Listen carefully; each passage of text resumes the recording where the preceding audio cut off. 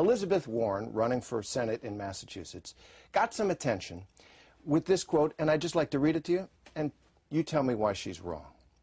She says, there's nobody in this country who got rich on their own. Nobody, she says. You built a factory out there, good for you, but I want to be clear, you moved your goods to market on roads the rest of us paid for. You hired workers, the rest of us paid to educate. You were safe in your factory because of police forces and fire departments that the rest of us paid for. You don't have to worry that marauding bands would come and seize everything at your factory. Now look, you built the factory, turned it into something terrific. God bless. Keep a hunk of it. But part of the underlying social contract, she says, is you take a hunk of that and pay forward for the next kid who comes along. Why is she wrong? Because she's a socialist. She wants the government to do all this. But the whole Educate children is socialism? Well, in a way, when the state runs things, that is you know, a socialist idea that it should be collective. I preach homeschooling and private schooling and competition in schools. But what she forgets, she's right. You know, by the use of force, the government comes with a gun, they take money from you, and they build a highway that incidentally you can use because you don't have any other choices.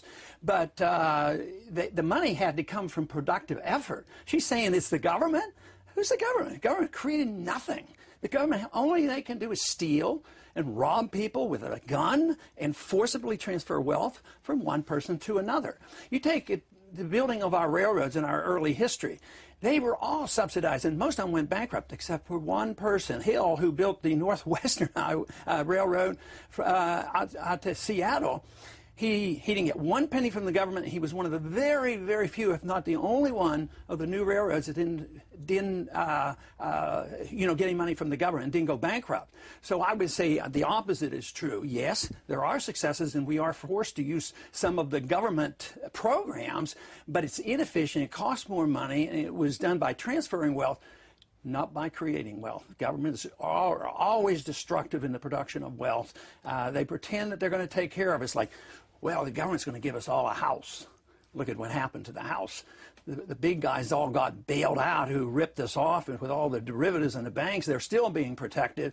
Middle class lost it, and they lost their houses. So her whole argument is absolutely wrong. So in Ron Paul's ideal America, there'd be no public highways, no public education, there'd be no public air traffic control system, there'd be no public protections for workers in coal mines, et cetera. Well, that's an overstatement, because it might be a lot better, because a lot of those functions can be picked up.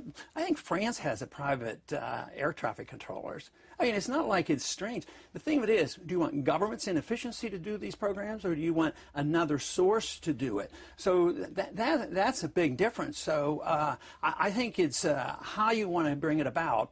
And I think private sources, you take roads. There's nothing in our Constitution that says Texas can't build roads. But Eisenhower, when he built the interstate highway system, he knew that he was on the edge of violating the Constitution. He says, well, we'll justify it because it's necessary for national defense purposes.